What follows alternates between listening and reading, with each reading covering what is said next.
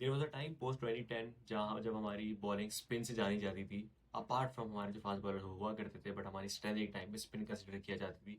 When we had the three of Saeed Ajmal, Shahid Afridi and Mohammad Hafeez.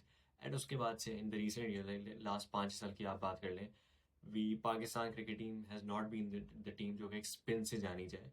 And नहीं, Shadab Khan was the only you can say जो एक player emerge, but उसके बाद से कोई बड़ा नाम आया नहीं। And we all felt like we felt like the biggest challenge was कि हमारे पास स्पिन बॉलिंग टैलेंट नहीं है। But it was all a perception जो कि हमारे आई थिंक कुछ बायस सिलेक्शन और फेवरेटिज्म की बेसिस पे बना। I mean let's talk about the spin bowling cartel that we have now right now. Like all of a sudden within 6 months, आप कह लें 6 to 8 months, I mean 6-8 महीने में आप क्या ही as a cricketing nation grow कर जाते हो। पॉइंट इज, ये सारे स्पिनर जो आपके एकदम से इमर्ज हो रहे हैं अभी, फैसल अकरम, सुफियान मुकीम, अबरार अहमद, मेहरान मुमताज, अरफात मिनाज, ये सारे थे।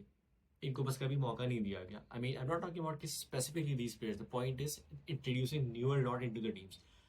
हमेशा पिछली आप 4-5 साल की सीरीज उठा के देख लें, बाबर आजम की कैप्टनसी के अंडर आपको वही घिसे पिटे प्लेयर हर दफा हर मैच खेलता हुआ दिख रहे होंगे। You never got to see them miss one game. I mean talk about Babar Azam, उसने 5 साल में एक मैच नहीं बैठा होगा किसी भी टीम के अगेंस्ट। एंड फिर हम हमेशा बात करते हैं कि यार इन नई टीमों के अगेंस्ट जब हम नए प्लेयर्स को चांस देते हैं तो वो परफॉर्म क्यों नहीं करते।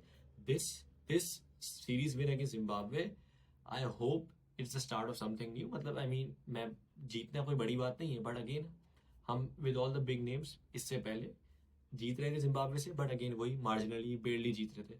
Now we are winning convincingly with the new lot. So आप इससे अंदाजा लगा लें कि अगर आप जब जब नए टैलेंट को जिस टाइम पे वो इमर्ज कर रहे होते हैं, अगर आप उस टाइम पे उनको इंट्रोड्यूस कराएं और आहिस्ते आहिस्ते मेन टीम का पार्ट बनाते जाएं, तो उनकी ग्रूमिंग होती सही तरह से, जैसे इंडिया करता है। मतलब इंडिया का जो सेट फॉर्मूला चलता आ रहा है पिछले 3-4 साल से, उनकी इन टीम्स के अगेंस्ट, वीकर टीम्स के अगेंस्ट उनकी टीम ही कंपेयर पूरी अलग होती है।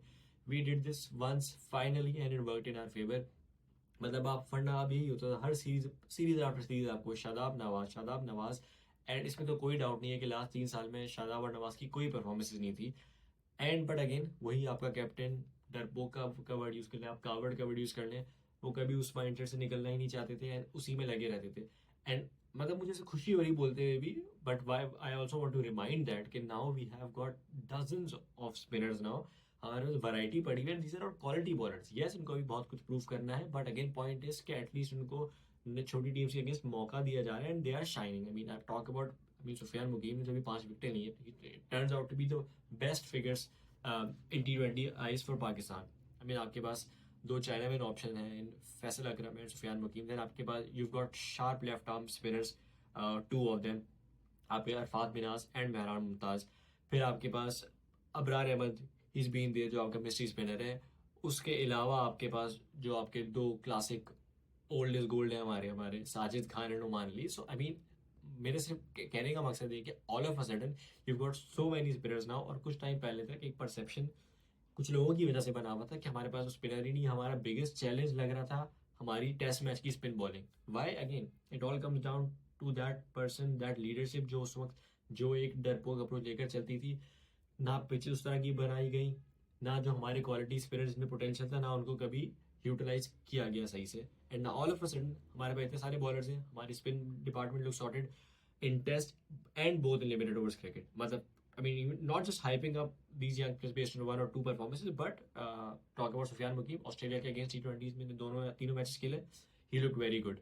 जिम्बाब्वे के against he did good. Faisal Akram की बात कर लें, he was again good enough. Abrar Ahmad जो कि आपकी टीम के साथ पिछले 2 से 3 साल से थे, part of 2023 World Cup squad, part of 2024 T20 World Cup squad, didn't get to play a single game.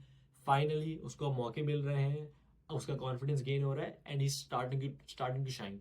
वरना उससे पहले क्या ही था, आपने उसको मुल्तान में डेब्यू कराया था 2 साल पहले इंग्लैंड के अगेंस्ट, बहुत अच्छा आपको 5-6 विकेट हॉल लेके दिया। उसके बाद से बेचारे को वही फ्लैट विकेटें मिलते गई, बंदे का कॉन्फिडेंस शेक होता गया, टीम के साथ रहा, कभी मौका नहीं मिला, घूम फिर के शादाब के अराउंड हम चक्कर लगा रहे होते थे। Anyway, point of recalling this और रिकैपिंग दिस के यार, टैलेंट हमेशा होता है, सही वक्त पे अगर आप उसको लेकर आओ तो आपको शाइन भी करता हुआ नजर आएगा। आप अगर आई थिंक जो मोहम्मद हारिस वाले के साथ जो बेचारे के साथ मैं बोलूँ जो हरकत हुई थी वर्ल्ड कप में, आउट ऑफ नोवेयर उसको एक क्रूशल मैच में लेकर आया गया था। उससे पहले वर्ल्ड कप से पहले इंग्लैंड की 7 मैच की सीरीज थी, उसको सिर्फ 1 या 2 मैचेस दिए गए थे। Anyway, just refreshing your memory कि ये अक्सर होता रहता है कि नए प्लेयर्स को सबसे क्रूशल मोमेंट पे लाया जाता है, वो फेल हो जाते हैं, उनके बेचारों की कैरियर की बिल्कुल बैंड बच जाती है। So that is why it's important to know कि यार जो नया प्लेयर आता है उसको आप सही वक्त पे इंट्रोड्यूस कराओ, सो दैट वो अपने आप को प्रूव करके कॉन्फिडेंस गेन कर पाए एंड जब मुश्किल टूर है उसमें परफॉर्म कर पाए। नॉट कि आप इतने सेल्फ प्रोक्लेम्ड या किंग बने हुए, जो भी बने हुए, और आप सारे मैचेस भी खेलते जो आप जिम्बाब्वे के खिलाफ भी सीरीज ना छोड़ो, आप आयरलैंड के खिलाफ भी ना सीरीज छोड़ो, और बीच में एक आध मैच दे दो और फिर आप अपना केस बना लो कि यार नया टैलेंट तो परफॉर्म नहीं करके देता। एनीवे, लेट कुछ भी हो, रिजवान के लिए इस चीज़ पे तारीफ बनती है। I mean he was selfless enough, even ODI series में भी नए लड़कों को चांस देना, जिस तरह से माइंड खुद ही set out in the second third T20 against Australia. तो मतलब ये वो चीज़ें जो पहले तो हम सोच भी नहीं सकते थे, बट अब ये हो रही हैं। Again good science for Pakistan, hopping this continue.